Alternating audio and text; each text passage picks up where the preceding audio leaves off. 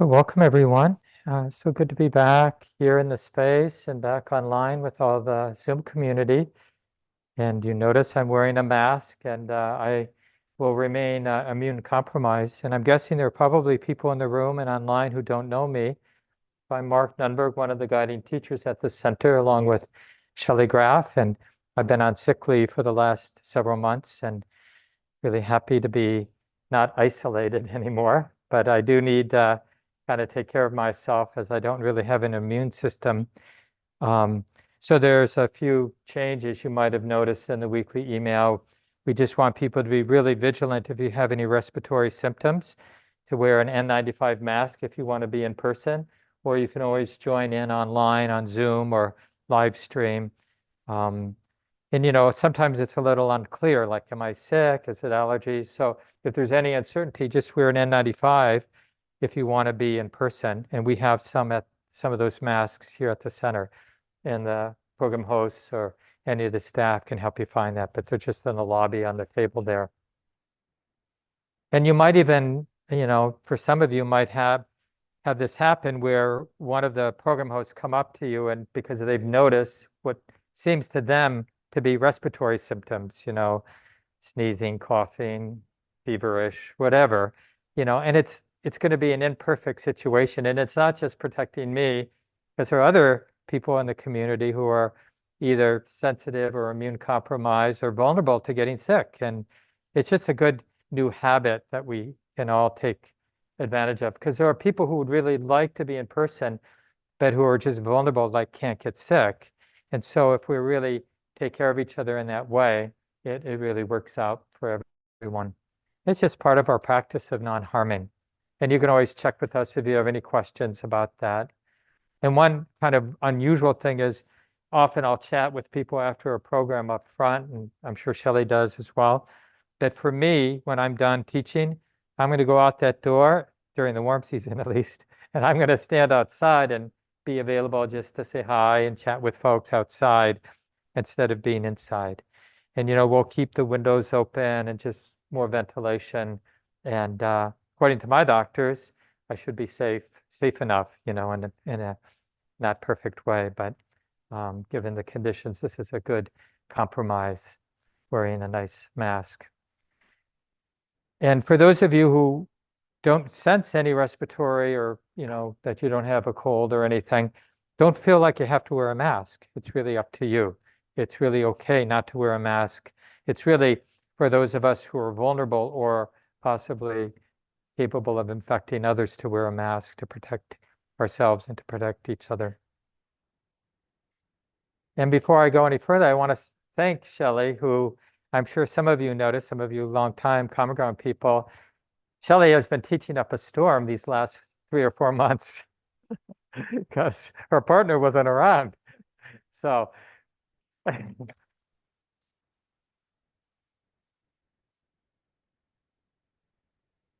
yeah, I am so grateful, for this powerful leadership transition we undertook. We really started 7 years ago, but really came into place a couple of years ago when Shelley joined me as a co-guiding teacher. And it just made it a perfect time to get really sick and disappear for a while. So I'm really grateful. And all of you, the community really supported me, because the board allowed, through various means, the board paid my salary while I was gone.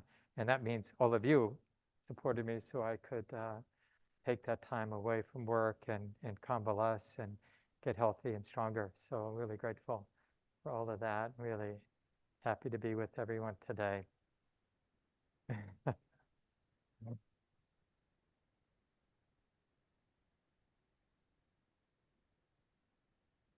So one last thing I'll just mention, because in person I'll always be wearing a mask, but starting next Tuesday, I'll be leading an online Zoom weekly practice group, just like we do on Sunday morning, Sunday night. Shelley does Wednesday night now and Sunday night. I'll do Sunday morning usually and Tuesday night for Zoom only. And then I don't have to wear a mask, and there'll be time for Q&A and discussion for that weekly practice group. That begins next Tuesday, not this Tuesday. Um, uh, oh, is that what we have, the 30th? Oh, I'm so glad you're here, Gabe. Yeah, so that's going to start the last Tuesday in April, 7 to 8:30, and we'll have it in the weekly email.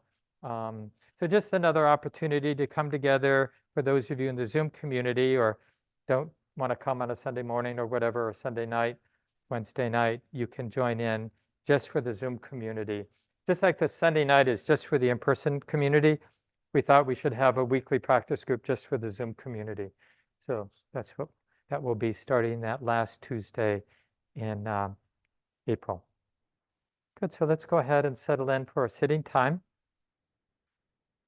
Coming home.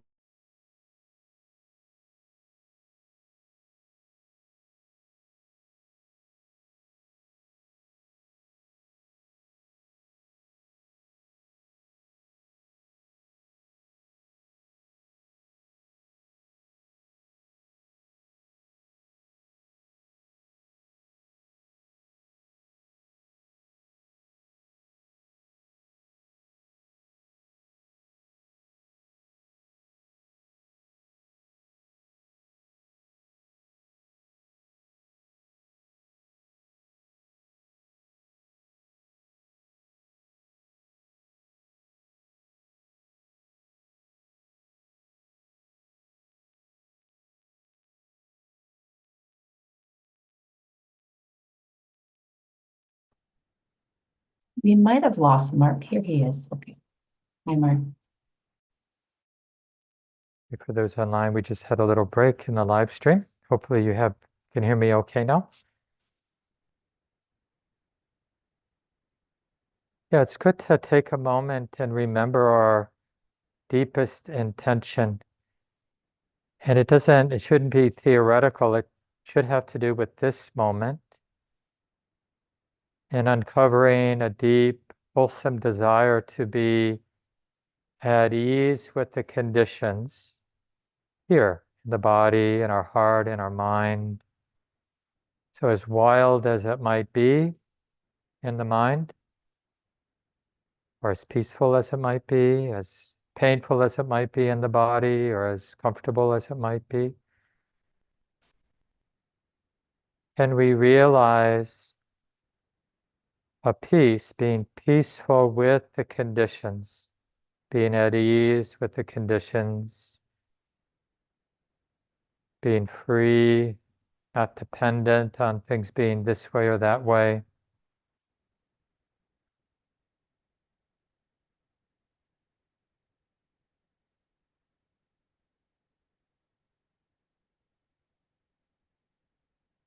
So what that means is we're taking a few minutes at the beginning of our sits, meditation times, to reflect on our own sense of what it is to be free. Free from whatever burdens the heart, whatever tenses the mind.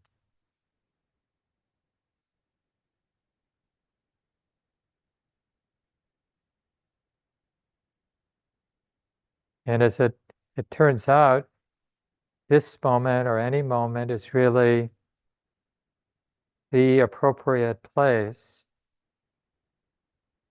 to explore this intention to be free, to be at ease with conditions, peaceful with the conditions as they actually are right now.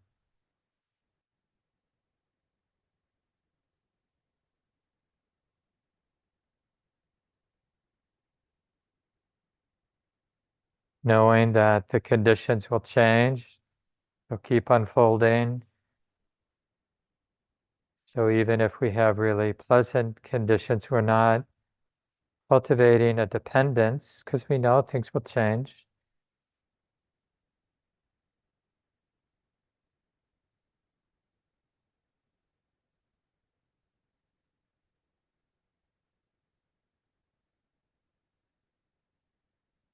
And we can use specific aspects of our experience, like just feeling the body sitting more generally, or more specifically feeling the breath moving in the body.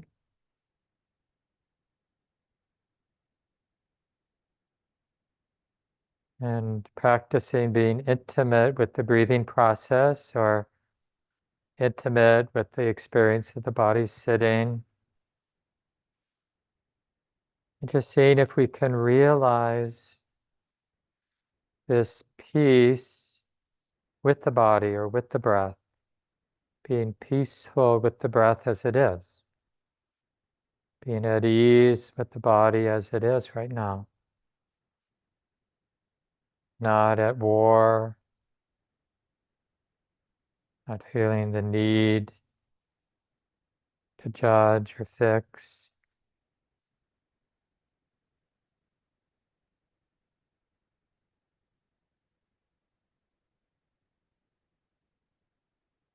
If we aspire to be peaceful, then we practice being peaceful with the conditions that are coming and going right now in our heart and our mind and body.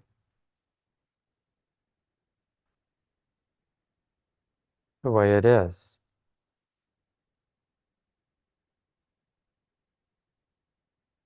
Intimacy without grasping or clinging or fighting. And even when there is a lot of grasping, clinging, and fighting, struggling, what is the wise way to be relating to the struggle? The peaceful, easeful way to be relating to the struggle when it's there. Relating in ways that isn't feeding the conflict, the struggle, isn't afraid of it, isn't trying to deny it. So that way, no matter, each of us having our own particular experience right now, we can practice in this wise way, relating to the changing conditions of our mind and body in a way that is peaceful and easeful. And of course, a lot of what we learn is the way that's stressful, not helpful. And then we know this is not the way. And we can try another way until we learn. This is the wise way to be relating, or we learn this is not the wise way to be relating right now. It's adding more tension. The heart's becoming more burdened. Let's continue in silence now, as we continue to practice as best we can, and let that be good enough.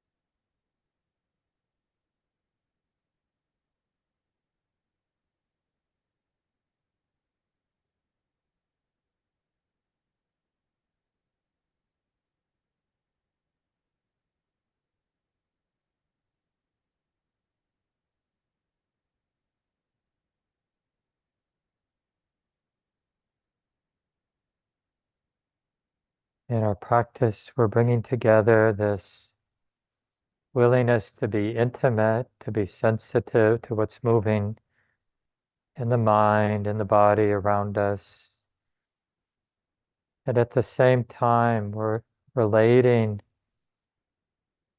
without any grasping, relating in this cool, open, allowing, trusting way, knowing that this is how it is, this is what's moving. This is the nature of the moment, the nature of the mind that's moving, the nature of the body that's moving, the nature of causes and conditions that are moving. Can this be okay? That all of this is moving right now? Is it okay to be intimate, to be sensitive? And that we can discover for ourselves if it's okay.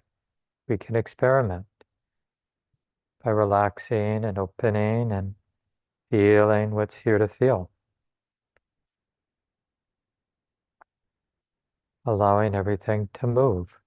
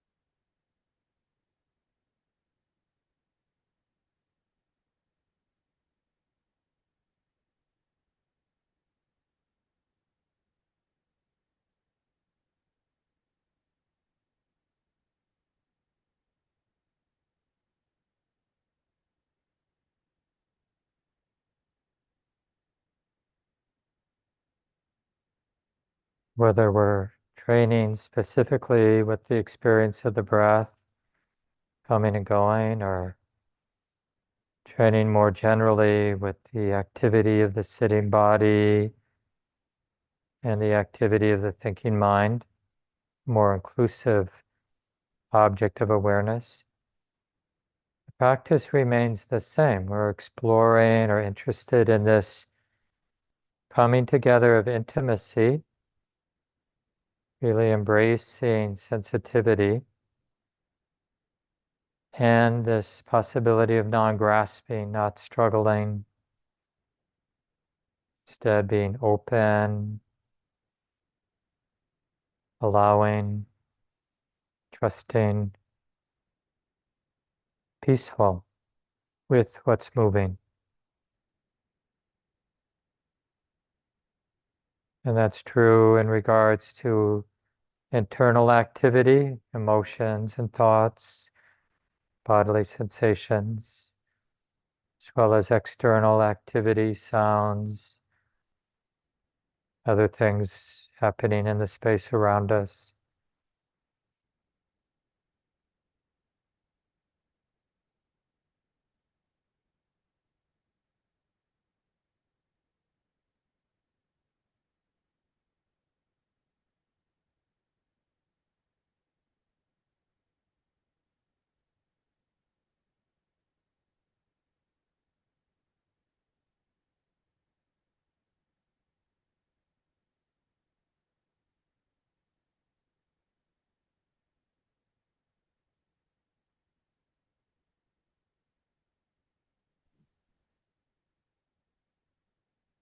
So in this way, we're interested in the peace or the freedom that can arise being intimate with the conditions just as they are right now in the mind and body, things as they are,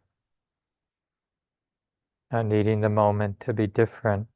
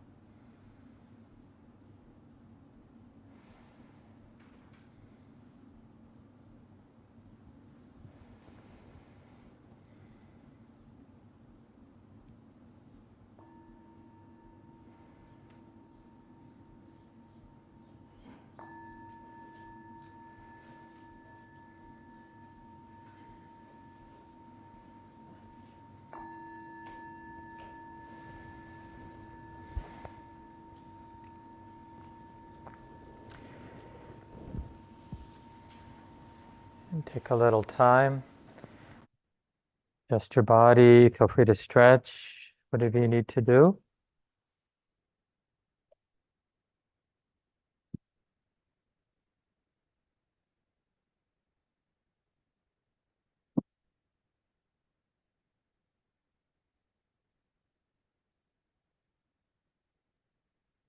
And again, a big welcome.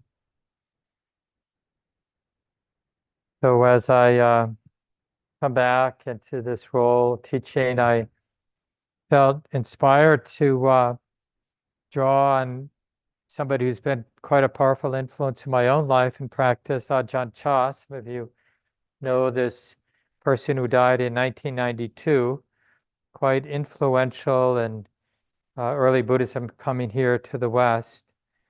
And I have, for those of you who want to do some reading, some study, I'll um, keep a document that you can access by going to the public calendar for this Sunday morning program.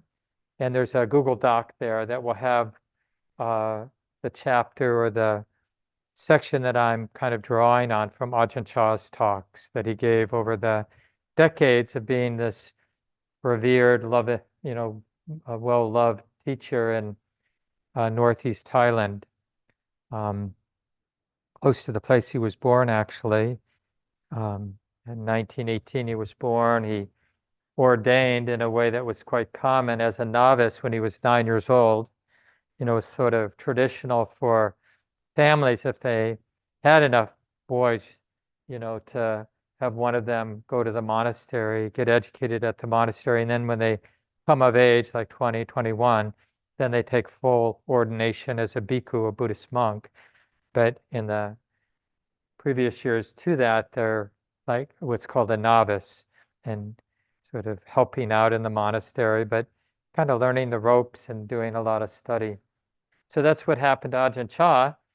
And then not too long after he took full ordination, he kind of got a little disgusted with this, what was going on in the village monasteries. And there was this whole movement in Thailand, partly to counter the forces of colonization.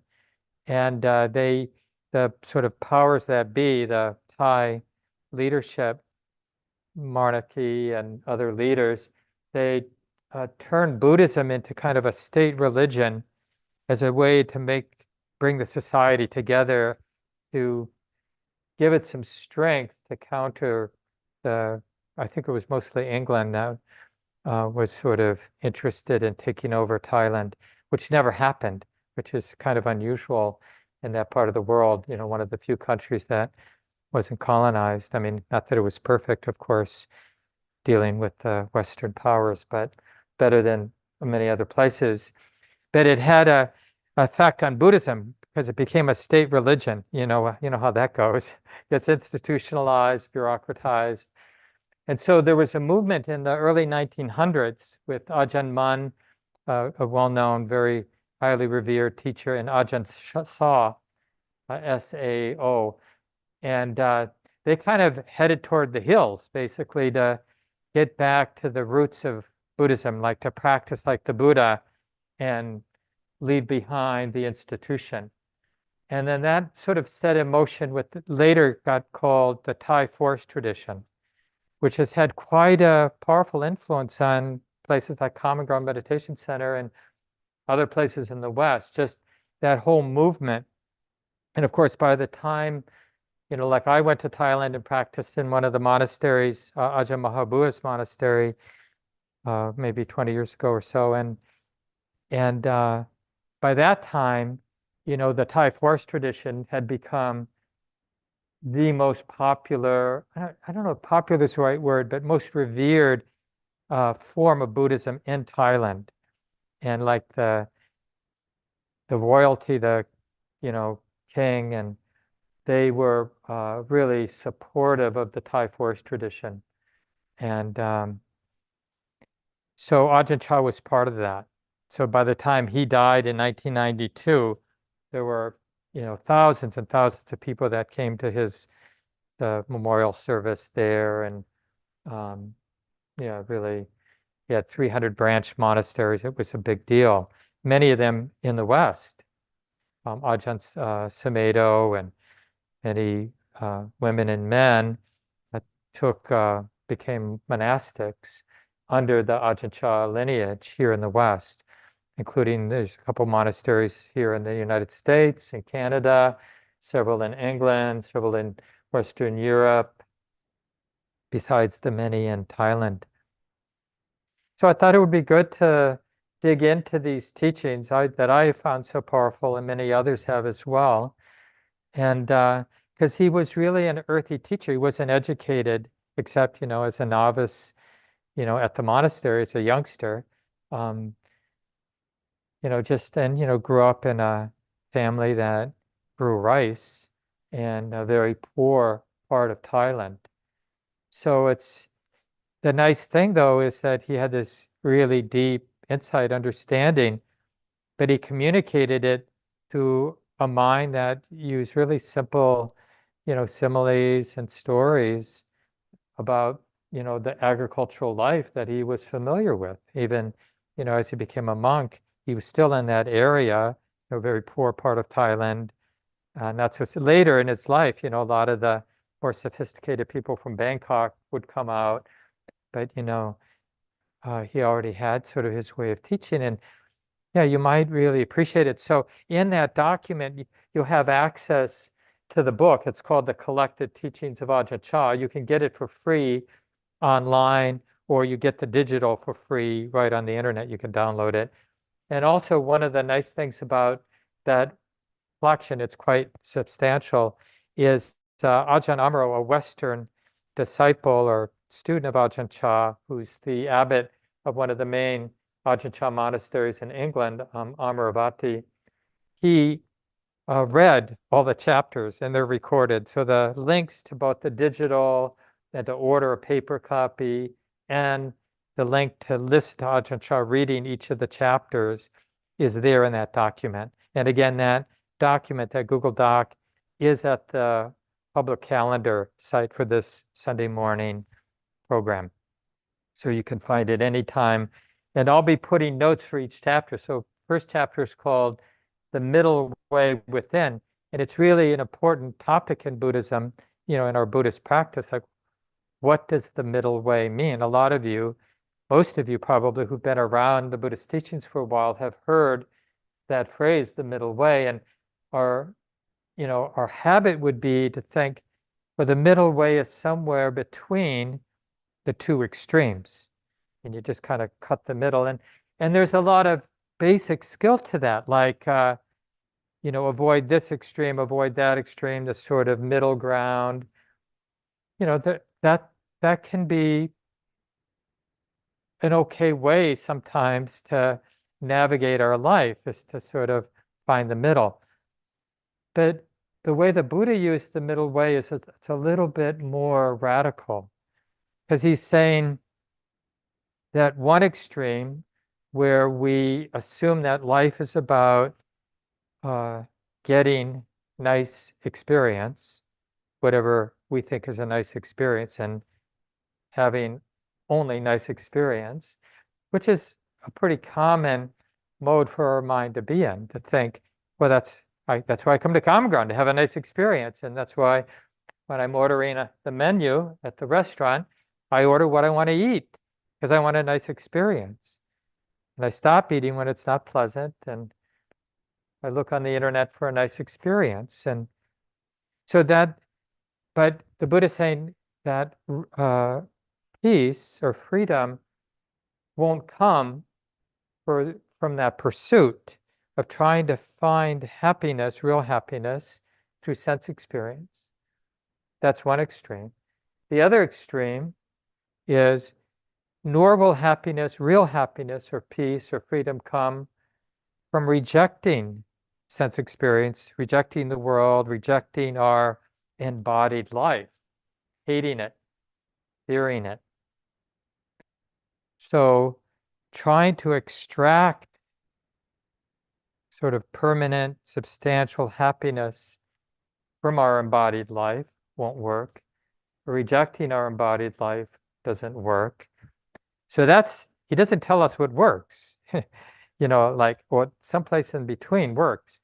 No, he's saying, as a starting point for us as practitioners, it's really our gift, our inheritance as students of the Buddhist teachings, is, this seemingly wise person is saying to us, hey, check it out for yourself, but hey, you're not going to find real freedom in the pursuit of sense experience, nor will you find real freedom by rejecting sense experience.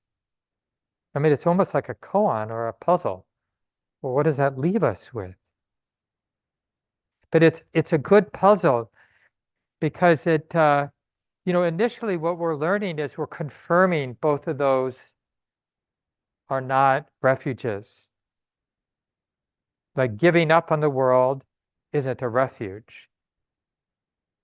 Blaming the world for problems, thinking the world sucks, and the Buddha's story is really exemplifies this, because at the time in the months before his deep insight, he was practicing pretty extreme ascetic practices that were around at the time of the Buddha, still today to some degree. And, fasting among other ascetic practices, and getting out of balance because, because what spiritual seekers got really clear about at the time, which I'm sure we do in moments at least, is like living a strongly materialist existence doesn't make people happy, and all we have to do is look around to see that that's really true. Just because people have a lot of whatever you might want doesn't make them happy, right? We see this over and over again.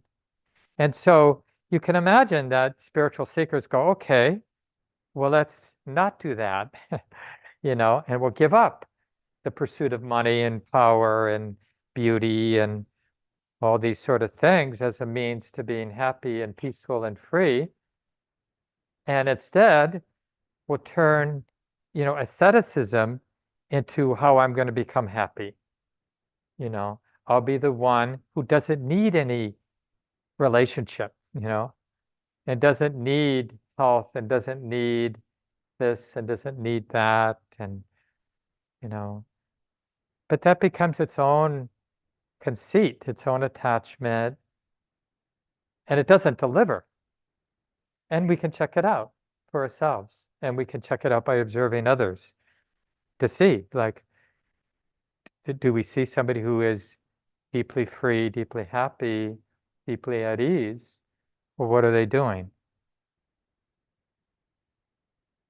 And then he points to this path of awareness, wisdom and awareness, bringing wisdom and awareness to our ethical conduct and to our relationship with non-harming, and being in relationship, and bringing wisdom and awareness to how we relate to our mental activity, what we call samadhi, and bringing wisdom and awareness to our understanding, like the view or the frame that our mind uses to construct meaning and construct reality, right? We don't even realize that we have this understanding. And these are the three parts of the Eightfold Path. And I'm not going to talk about that today, but they're just three places that we bring awareness. And it's kind of the different frequencies of our life, the outer part of our life, the grosser part of our life, not in a negative sense, is sila, is our ethical conduct, our relationships, and whether we're valuing non-harming. And we need to bring wisdom and awareness. We need to pay attention.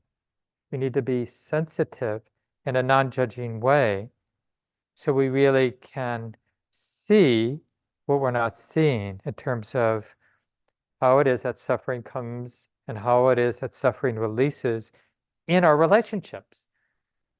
And the same thing with, having a mind, a heart that feels and thinks and imagines and, all the things that our heart and mind does. We need to bring wisdom and awareness to that, the stability of wisdom and awareness. Not judgment, not judging our thoughts and emotions, but observing them in this balanced, stable way so that we can see how it is that suffering arises and how it is that it ceases. And then the most subtle is bringing that wisdom and awareness to our understanding. Like, often in Buddhism, we talk about like self-view or self-centered views, because that is often understand that that's often the frame we use. We're always viewing or making sense of our life through one conceit or another. What are people thinking about this talk? Like that could be a subtle, mostly unconscious way I'm framing, like, what can I say? Or am I using my hands too much? Or, just this sort of like, how can I fit in? But it's often a self-view, a conceit. That's what we mean by conceit, is that there's some self-centered framing going on, again, mostly unconsciously.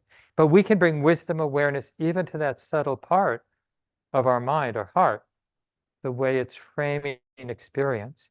And we can see through the observation with wisdom and awareness what kind of understanding, what kind of framing is a cause for suffering, and what kind of framing, understanding is a cause for release. And this is how we want to think about the middle way as sort of an insight. It's like the mind, the heart discovers a way of relating, a way of being that's not trying to extract happiness through nice sense experiences. Doesn't mean that sense experiences aren't nice at times. They clearly are. But we can't really get a refuge. I mean, when we think, hopefully, in this crowd, generally, we've had a lot of nice experiences in life. Is anybody done? Like, have you had enough nice experiences that you're good forever? Your happiness and peace and release and freedom is like set, unshakable? No. We still need more nice sense experiences. And whatever nice sense experience we're lucky enough to have, they're all going to be vulnerable to change, right? They're not permanent, dependable things. Like, just in my own personal life, I was a relatively healthy person until I wasn't, you know? And even those of us who kind of get pretty far in our life being mostly healthy, then there's old age. So even if you don't get a specific ailment, things are going to fall apart at some point. And it's just true in every aspect of our life. Sense experience, still, of course, I'll choose pleasant sense experience over painful sense experience. But I don't want to be intoxicated by the pleasant, thinking that it's going to save me or be a refuge. I want to know the truth. I want to remember the truth of sense experience. It's not actually dependable. It's not dependable. And again, we don't want to take this theoretically. We want to check it out. Do you have sense experience that's really dependable? And we can learn from not only observing our own, but observing other people. Oh my God. They had this golden life until they didn't, until the divorce or until the illness or until, those big storms in California this last winter and those beautiful homes that many of us have envied, on the cliffs of Malibu and other places along the California coast. Some of them got way too close to the eroding coastline, and several fell in over the big surf that happened through several of those big storms. So it's like, this is just how it is.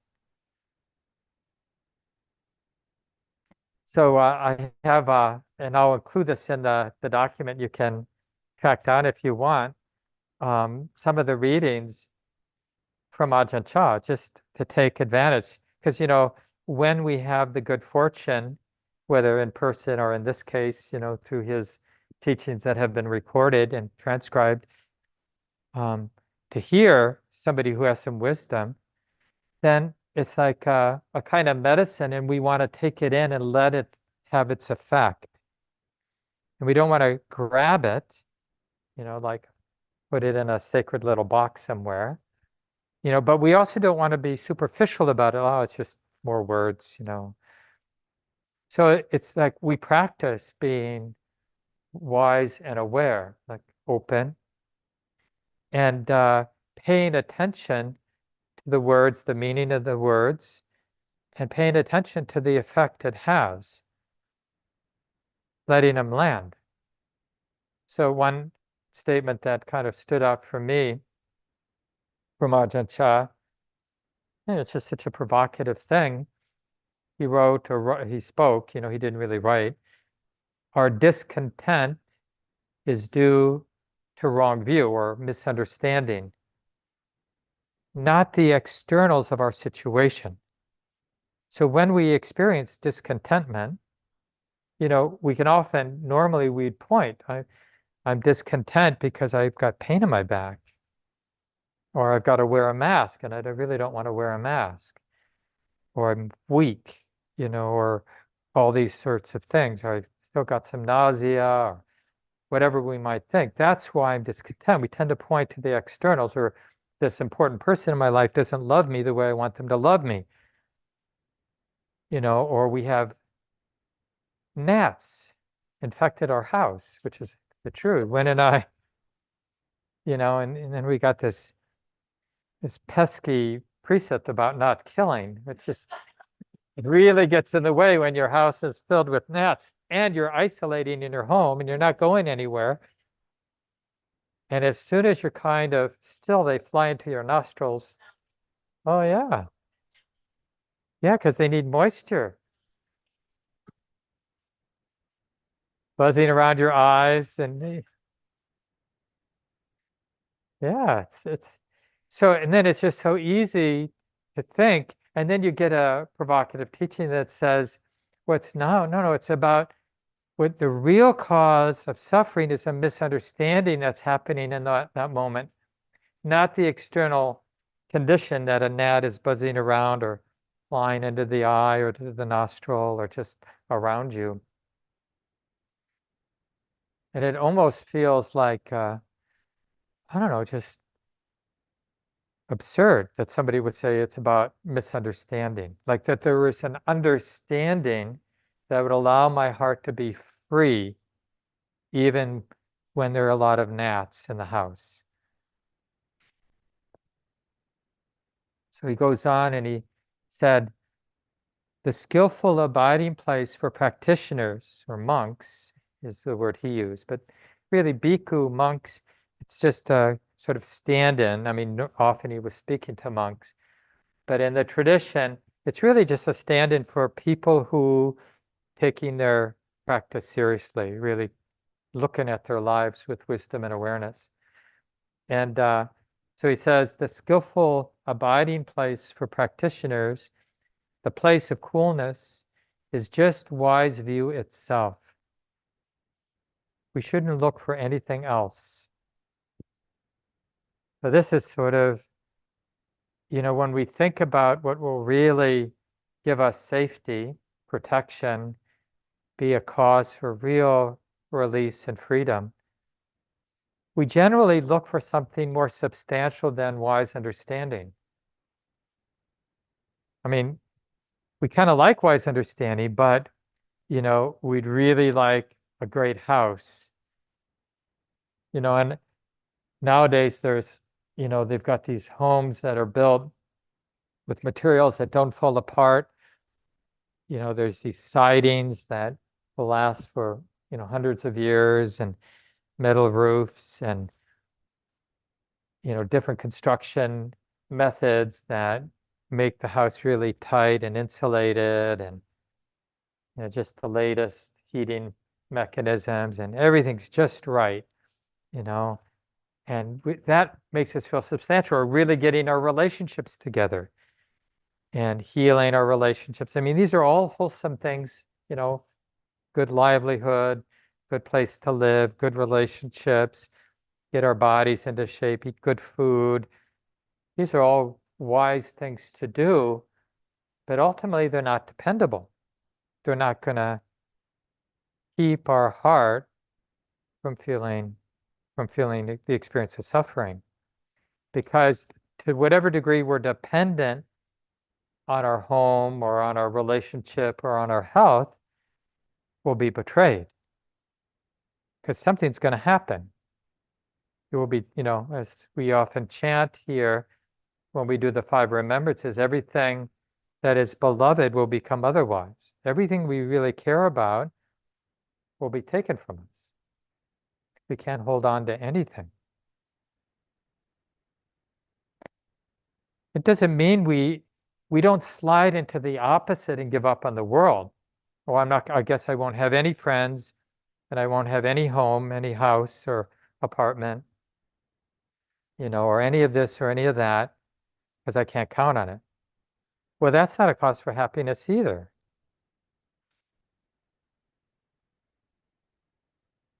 So that's why we often say that this path is a path of wisdom.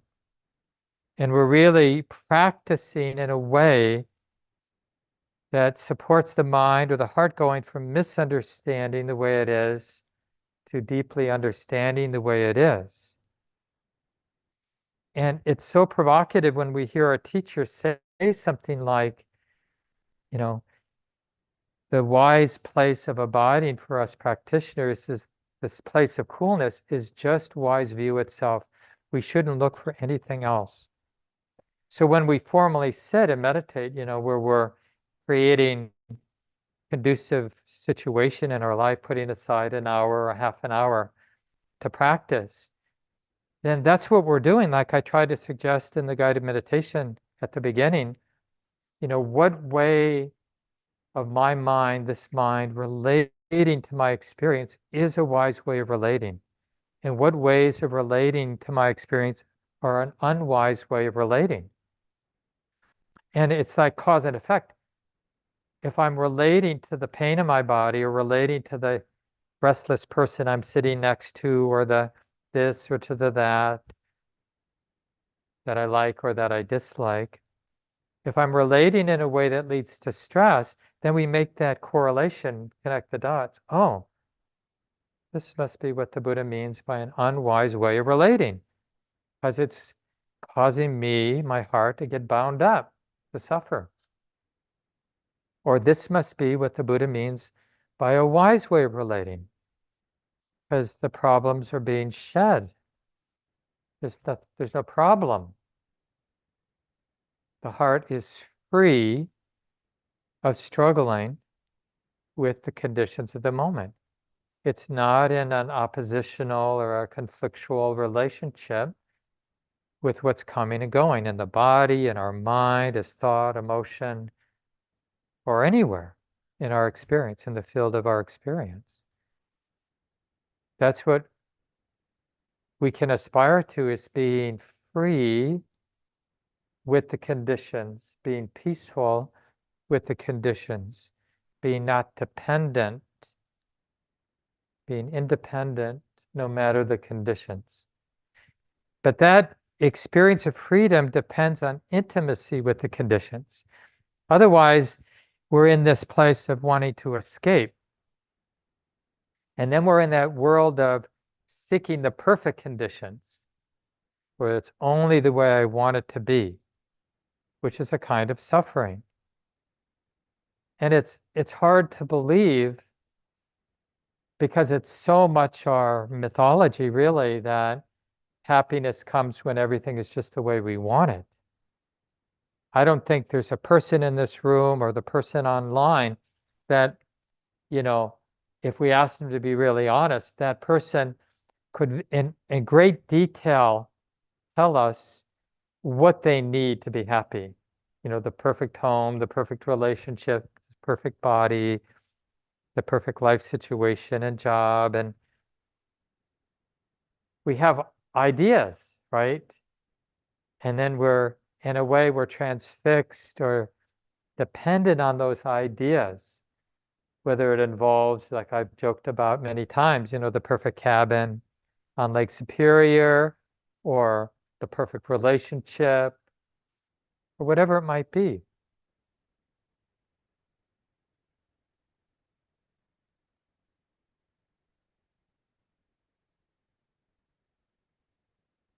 So this path of wisdom is really about this curiosity about how the mind is relating, and really uh, respecting how important that is, so that we're actually asking ourselves, and especially when we feel like there's suffering going on, how's my mind relating right now?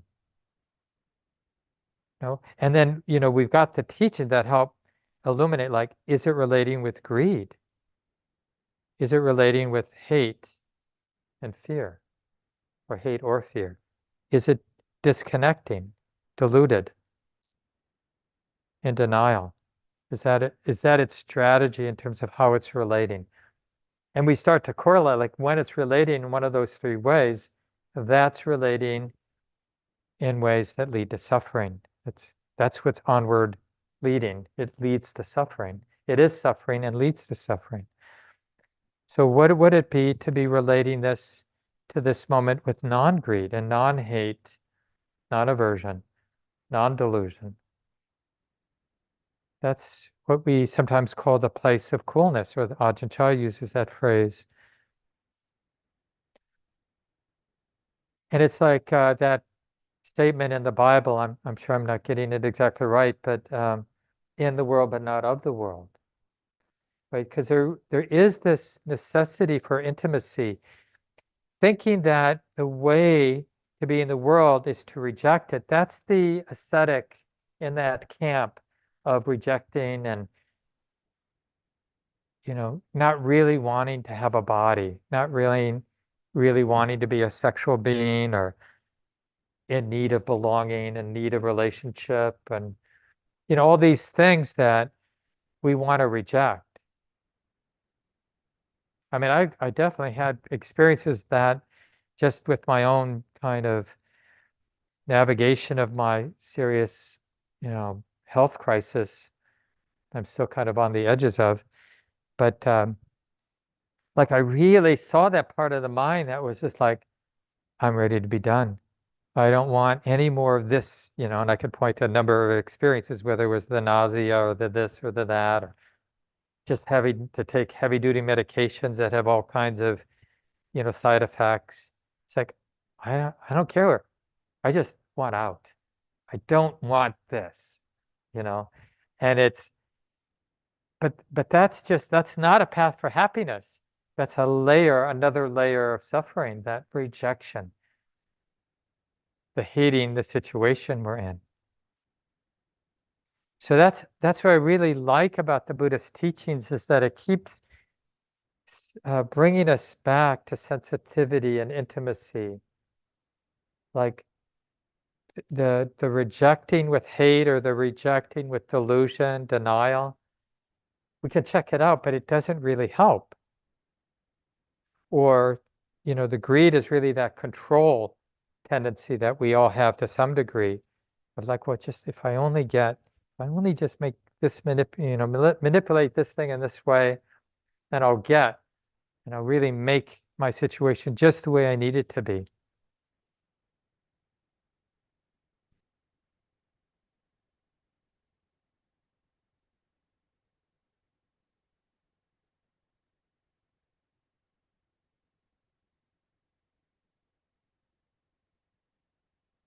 And then Ajahn Chah uses, like I mentioned, these really earthy similes, and he used the one of the snake in this way. Like if we believe in the kind of getting angry at our conditions or circumstance, hating them, wanting out, it's like grabbing a snake by reaching for the snake's head.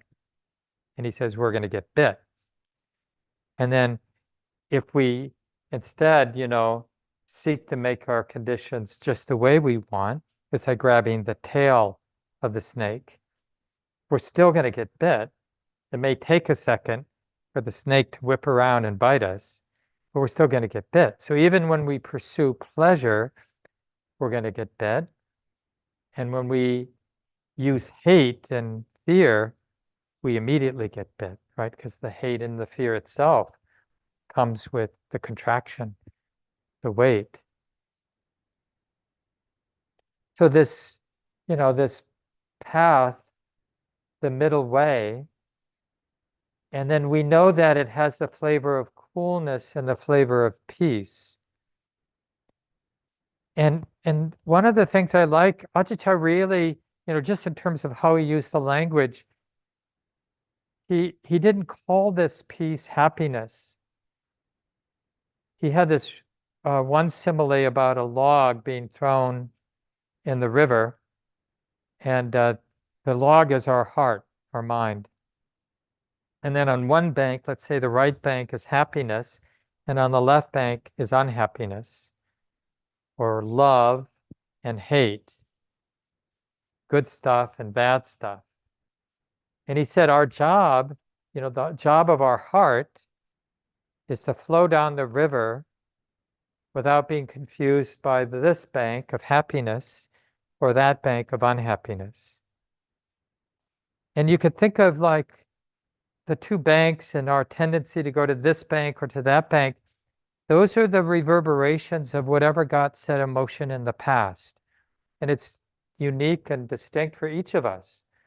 The particular currents that our log is flowing through, and the tendency to spend way too much time in the unhappiness, the unhappiness bank, or fortunately a lot of time by the happiness bank. That's really specific to each of us and our karma, or the fruits of everything that's reverberating. And remember, in a Buddhist sense, that's not personal. If good stuff happens to me, in the deepest sense, it's not personal. Or if bad stuff happens to me, it's not personal. Just because it's lawful doesn't make it personal. You go outside and get struck by lightning, that's lawful, but it doesn't mean that in a previous life you did something so you deserved getting struck by lightning. First of all, it's just a misunderstanding of what we mean by cause and effect. But there's a lawfulness to it. But what we do know is that we're floating along, and sometimes we're rubbing up against happiness, and sometimes we're rubbing up against unhappiness. And we can make a mess of both. I can make a mess of my experiences of happiness by clinging to them and not wanting them to end. And I can make a mess of my experiences of unhappiness by hating it.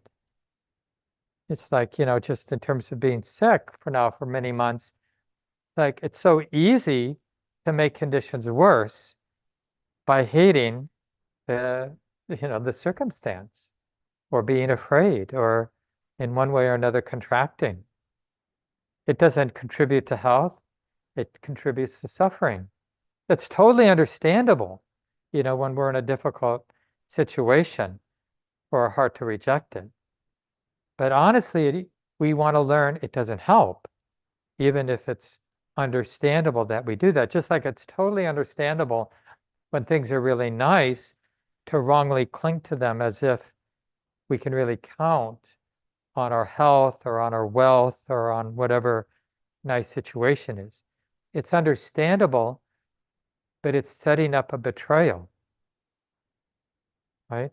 And it's a betrayal in the sense that we're imagining this thing is going to protect someone in a way that it can't protect someone.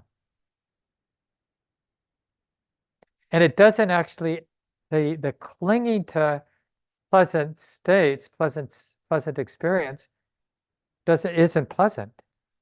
It's stressful.